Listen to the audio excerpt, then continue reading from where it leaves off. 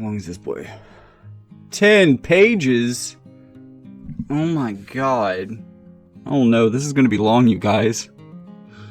Hello, Internet. I'm Jackie Fox, and today let's talk about protest.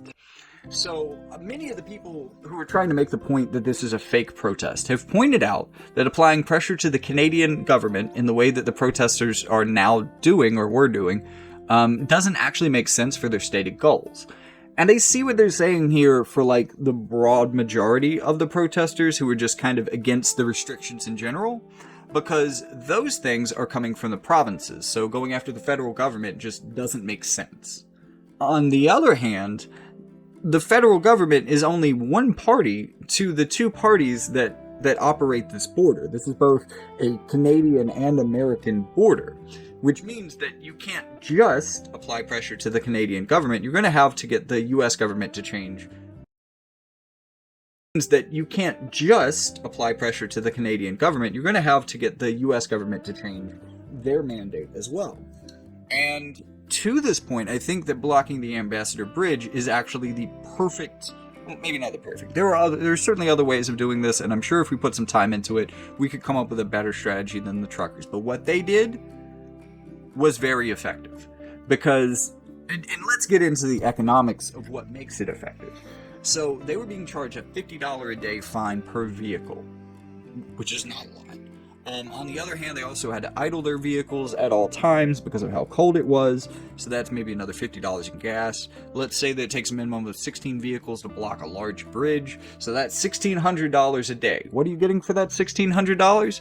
Well, you're shutting down millions of dollars worth of trade between Canada and America. You are costing Canadian and American companies millions of dollars a day. That is a very disproportionate effect, and it allows the protest to take a very small amount of money and provide a very large amount of financial leverage simultaneously on both of the countries that they need to remove the mandate on the truckers specifically. So it feels like to me this aspect of the plan was probably what the truckers were going for from the beginning, and that the offshoot protests that we saw in downtowns were more of a result of the co-option of that. And, you know, maybe those truckers said, hey, that's a cool idea too, because, you know, while I'm saying they're co-opting, they're also showing up in solidarity, and I would imagine that the truckers don't mind them being there. You know, it's not like, I wouldn't assume that the truckers see people joining their protests maliciously necessarily. Again, even the Nazis, which is, seriously, right? When you're kicking more Nazis out of your protest, if I haven't said it enough, like, if you see Nazis at your protest, kick them out. The punk movement had to figure this out in the 1980s. You need to figure it out now. Nazi punks go home, okay? And this was also the part of the protest that was most effective in pissing off both the Canadian and the American governments. What effectively happened here is the moment that these protesters threatened capital by blocking those bridges and making it hard for the auto plants to, you know, to churn out cars at a time when, of course, supply chains are already strained. That was when the switch was flipped, because up to that point, very little had been done, honestly. They were sort of allowed to occupy the city. They were allowed to do their thing. They were allowed to protest. And then the minute that capital was threatened, boom. So this immediately, well, pretty immediately, resulted in a phone call from Biden to Trudeau. And almost immediately after that phone call, Trudeau invokes an Emergencies Act. Now, this Emergencies Act was passed, ratified, you know, however their government does it, whatever verb they prefer. It was put into law in the 1980s as a replacement for a War Powers Act. This is more civil-oriented, more for civil emergencies, you know, like a particularly disastrous natural disaster. Stuff like that could totally apply. I don't know, like a pandemic virus that threatens the lives of hundreds of thousands, if not millions of Canadians over years. But they had, until this protest, never deployed this state of emergency, this particular type of state of emergency. Abby Deshman, Director of the Criminal Justice Program at the Canadian Civil Liberties Association, joins us now to discuss. Welcome, Abby. So the government has used the Emergencies Act, which is federal legislation in Canada that gives them an enormous amount of power to the executive branch, so that's our Prime Minister and our cabinet ministers, to pass orders without them first going to Parliament. And it's legislation that is reserved for very serious national emergencies, war, really very concerted domestic threats to the stability of the government, sovereignty, territorial integrity, that kind of thing. And there are parts of the Act that talk about public order, but they really refer to very serious, violent threats to take over the government. That is not what we're seeing. There certainly are elements that are violent, just like there are elements in lots of protests that are violent. People do commit crimes in the context of protests, and there are certainly people who are extremely angry at the government, including some people who are saying this government needs to go, we need to overthrow them. But we're really concerned about the use of this type of national security legislation on what we essentially see as a domestic, very, very difficult protest situation. So just a quick editorial note here. I recorded and wrote this entire piece before Russia's invasion of Ukraine. I am right now recording this at day one of that. So I'm not going to say a lot about that. However, I do want to point out a couple of things. While I am ultimately against the types of actions that Canada puts forward and that we will be discussing in this video, I would hesitate to call them necessarily tyrannical. While I do think that there is civil overreach that does need to be grappled with, if you want authoritarian, well, there's no place quite like Russia. These protesters who are in the streets right now are doing so and protesting this war on day one en masse in many Russian cities right now. And they are doing so even though it is massively criminalized for them to do so. There is a lot of footage of them being arrested. So far what I've seen isn't necessarily as violent as what you would see in America, but that's not the point. I'm sure there is violent footage that will surface that, after I edit this video together, but the point is that they don't even get the right to say no to war.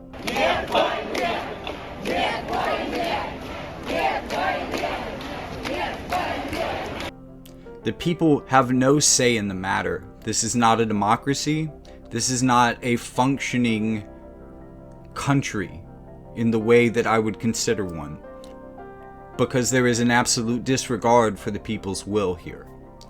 And it's not like our country always does what the people want as opposed to what our corporate interest wants. This is the thing that always gets me when people say, well, you just can't be disruptive when you're protesting. So you can protest so as long as you can be made invisible, so as long as everybody can ignore you and they don't have to actually listen to your demands and nothing actually gets done, right? I mean, is that the way that you have to protest your government now? That as long as your government can still continue to do whatever it wants to do and ignore you, then it's fine? Considering demonstrations against Putin's policy are a quick way to end up in a Siberian prison.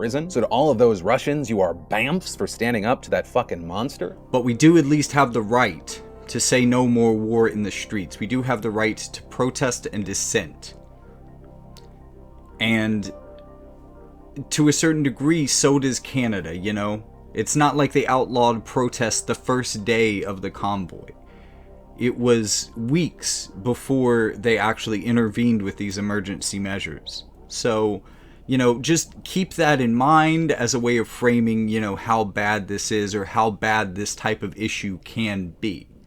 Now, that being said, since this is still early, and especially with the great wall of disinformation that sits between us and really understanding what's going on in the ground at most times in Russia, I'm not going to comment a lot on the protests or how they're being handled.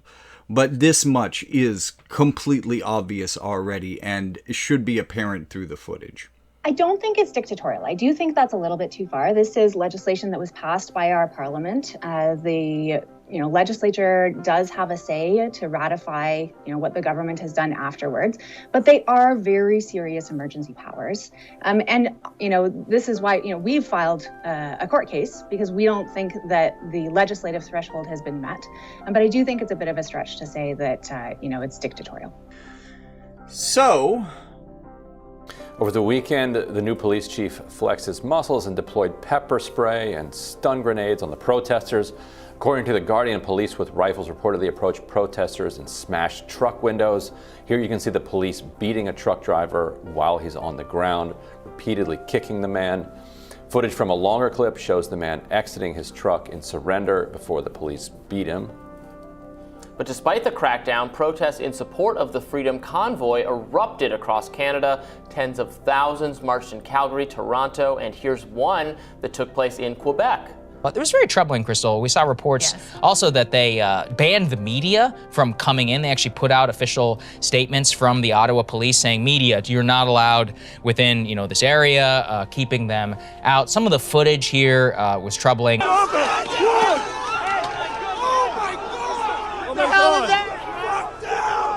just trampled this lady. They just trampled that lady. They just fully trampled that lady. They just fully trampled that lady. There's police can go after protesters, that sort of thing, but this is fairly new to say, no, if you're donating to a protest, you're going to be doxxed, you're going to have your accounts frozen, all that kind of stuff. When it comes to government overreach, when it comes to authoritarianism, like seizing bank accounts and removing insurance of truckers and freezing the bank accounts of not just those who were involved in the protest, but those who donated to the protests. Like, this is the kind of stuff that people fear Trump would do. Yet this is kind of what's happening right here. There's some video cameras that the police are using, and some news outlets are reporting that you're gathering intelligence with those cameras. Can you elaborate, if the protesters at this point, retreat and go home, are they going to be getting sort of repercussions down the road? Or are you going to be sort of actively pursuing the people that you've been sort of documenting and filming who are still out there protesting? What are your plans after this, after the protest is over? Thank you. It's a great question. And the simple answer is yes. If you are involved in this protest, we will actively look to identify you and follow up with financial sanctions. We are hearing the word sanctions a lot when it comes to the crisis in Ukraine, but what exactly are they? Economic sanctions are a way for countries to respond to foreign policy challenges when diplomacy isn't working and war isn't feasible. According to the Council of Foreign Relations, sanctions can come in many forms, including travel bans, freezing assets, arms embargoes, foreign aid reductions, and trade restrictions. As we're seeing with this latest round of sanctions that you just heard about, they can be used as well on countries, businesses, or even individuals. Financial sanctions and criminal charges, absolutely. This investigation will go on for months to come. First, for a TLDR, I don't think that this was the right thing to do. I think that this was an overreach. I think that this overreach of power will be seen in other protests, not just right-wing protests. I think those points are 100% valid, but let's have a discussion of whether or not this was necessary. Could the Canadians have effectively ended the protest without putting this into action? So this from Nora Loretto in Passage, saying it must be said, use of the Emergencies Act isn't necessary to deal with the convoys. City tow trucks and bylaw enforcement are enough. Even moving the camps off of major arteries and isolating them into adjacent parks or parking lots could have been an option. In Windsor, Ontario, police could have removed the border blockade minutes after it started. Instead, it lasted for 6 days. We all know that any protest that challenged the legitimacy of the Canadian state wouldn't have been allowed to bring in bouncy castles or have children form symbolic chains to block off routes leading to border crossings. The convoys have been successful thanks to the help of police, who have met these protests with indifference and even support. In order to figure out if it was necessary to use these actions to end the protest, we have to look at what was holding them back from ending the protest before this action was implemented.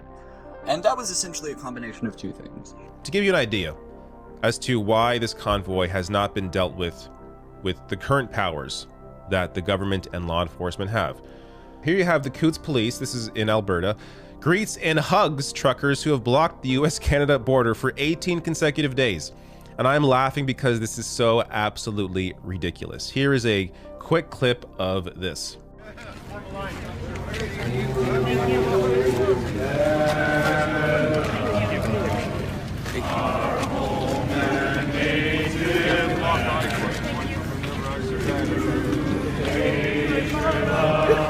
All right, that's as much as I could take.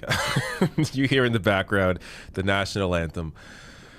The police did not want to do anything. They were very much on the side of the protesters, and I guess they wanted the mandates gone too for their own reasons. So this actually led to the video of them blocking the protesters at, I believe, the Coutts blockade. I think I'm saying that right. It sounds like a very southern pronunciation, and I would imagine that it's supposed to be French, but Coutts is what I've heard.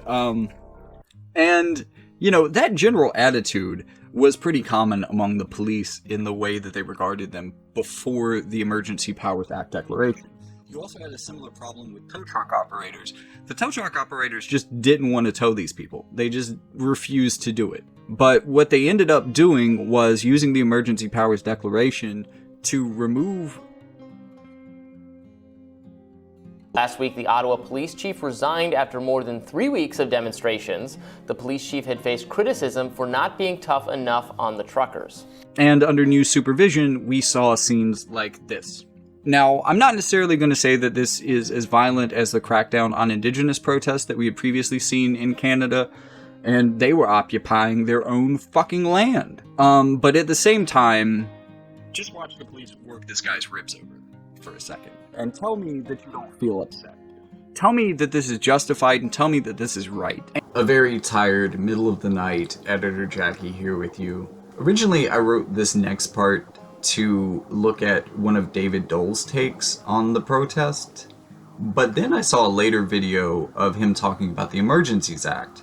And while he is ultimately still on the side of that being proper, and I disagree with that, he actually provided a bunch of the viewpoints that I'm going to be clipping. You're going to hear his voice throughout this video, providing a lot of the viewpoints about why the invoking of the Emergencies Act was improper. But one thing that I do want to say about that video, and a lack of further coverage from his channel on the issue of how the police handled the invocation of the Emergency Act, I think is a little bit telling, because he's very happy to show you this clip.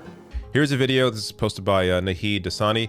Here's a video of how people protecting homeless encampments were treated by police in Toronto last summer. See the difference. So I'll just play this.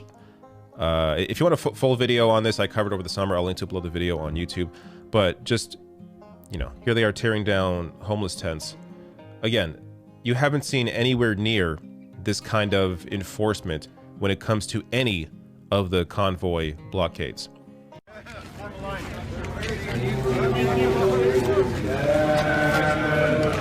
But also manages to, in later coverage, miss the police brutality. Now, this could be in part because of the media blackout. I wasn't able to find a lot of footage myself, but he should have included the way that the police ultimately cracked down on this. You know, seeing that the police towed hundreds of vehicles and arrested many people in text doesn't really show you how they did it.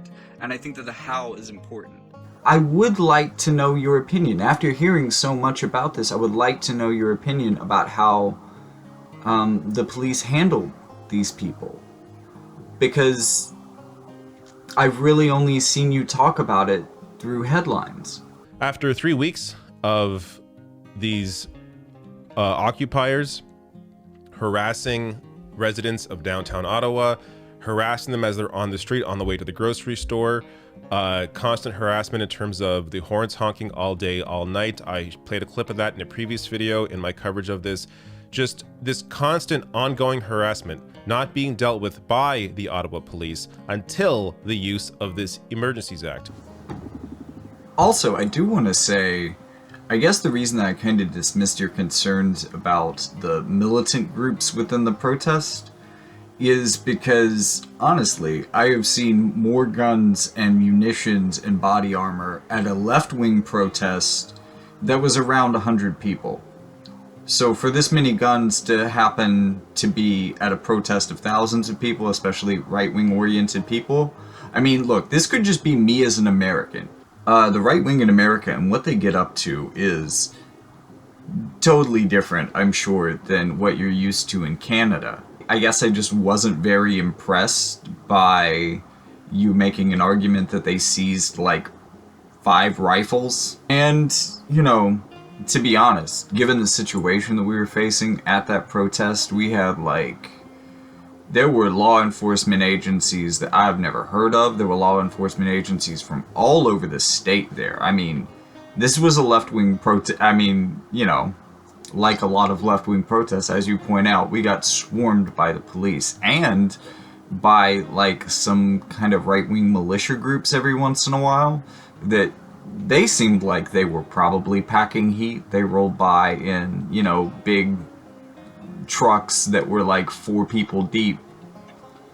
And, you know, we could tell they were armed. So in retrospect, I am glad someone brought guns to that protest, because it did make me feel safer, because those people pulled up to our protest and they saw the people we had and they rolled the fuck on off. I'm just saying, I'm not necessarily sure that for myself I would agree with saying that, you know, this is an acceptable reason to go, you know, to bypass your own parliament, and to give your executive branch these emergency powers. I think you should rethink that, even as a leftist.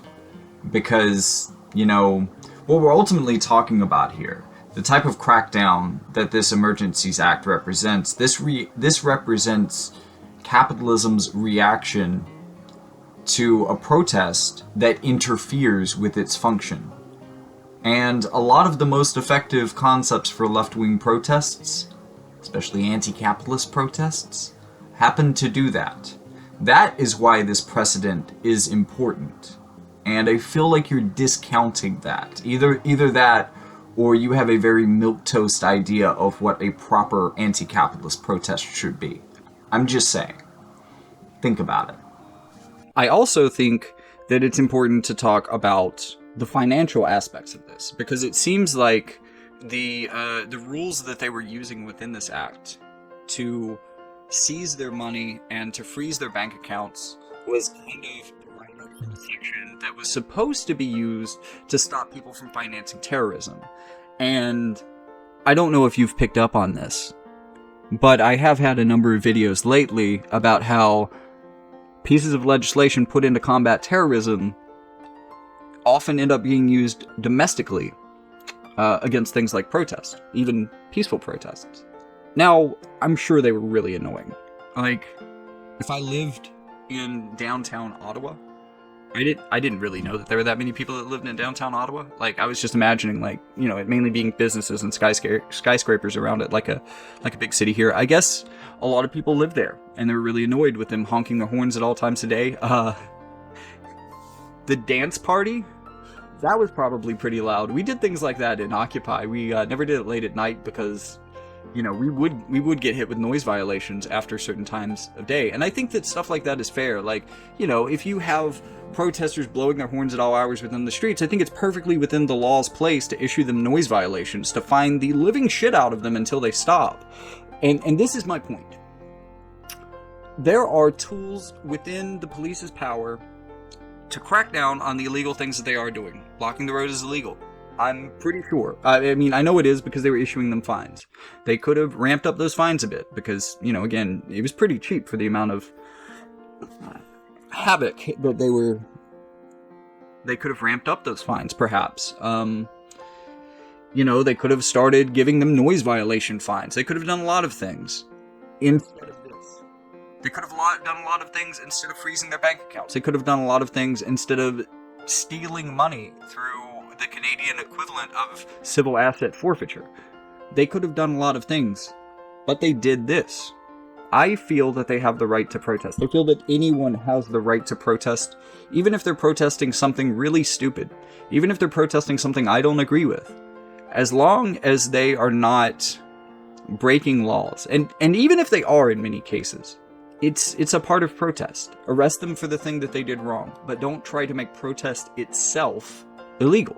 Because they're going after people just for being associated with this protest. They're freezing bank accounts of people just for being associated with this protest. I understand using the law as it is written to penalize those people who are breaking the law. That makes sense to me.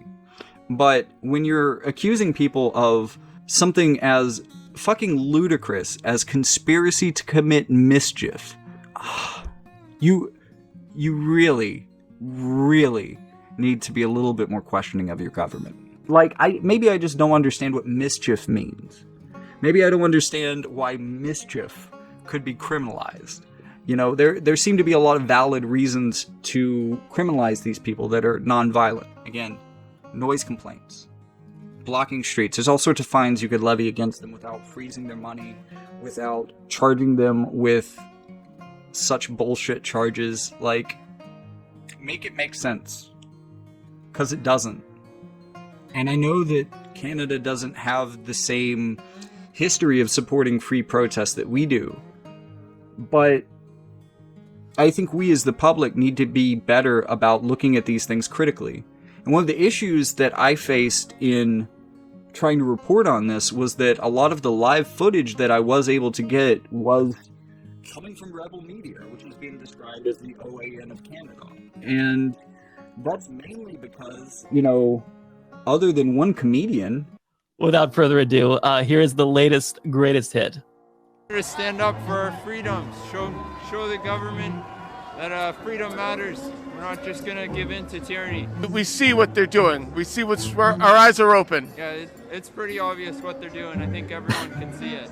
You guys need to fight for your freedom because there is an underlining agenda that's going on. I don't know how much you know. I'm not going to get into that. They do this right in front of us. Yeah, absolutely. And they Right they think that we can't see what's Right. going on, like Exactly. right in front of us, and like we're stupid. But probably part of it is we were all very complacent. We're awake now. Yeah. Our eyes are open. Our eyes are open and we're Okay, you gave them, I have to pause there for a second.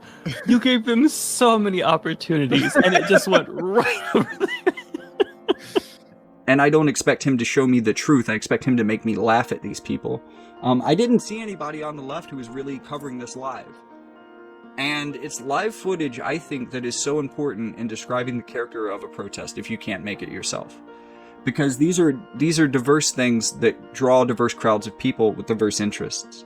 And it is really easy to treat them as an absolute monolith when they are not. And it's hard to frame live footage in bad faith. It's a lot easier when you can edit things down, but to a certain degree, you are going to see something real when you're watching live footage. It may be kind of, it's important where they turn the camera, you know what I mean? But ultimately, if it's happening live, they can't control it and give you a sterilized version of the messages easily.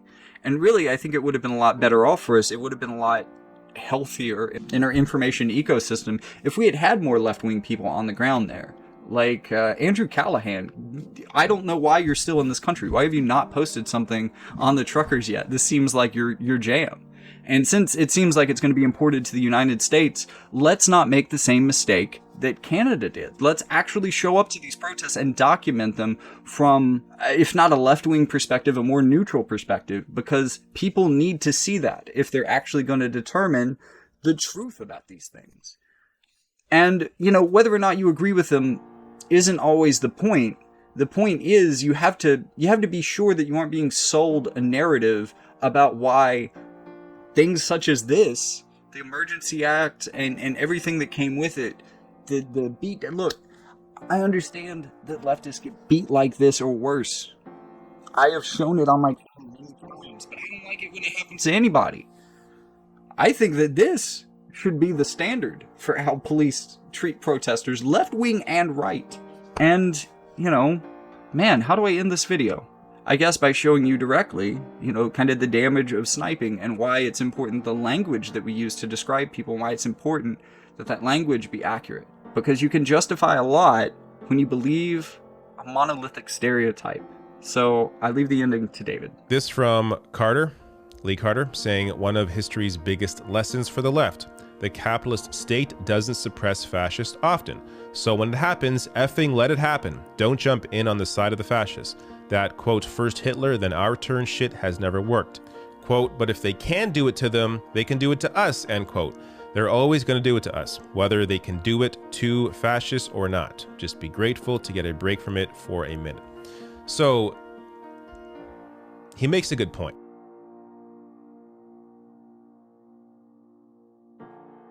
In Vladimir Putin's rambling war declaration on Thursday morning, he threw everything at the wall in hopes something might stick. He didn't just cite the Iraq war, the Balkans, the US intervention in Syria. He didn't just perform his usual rewriting of history claiming Ukrainian land is Russian land.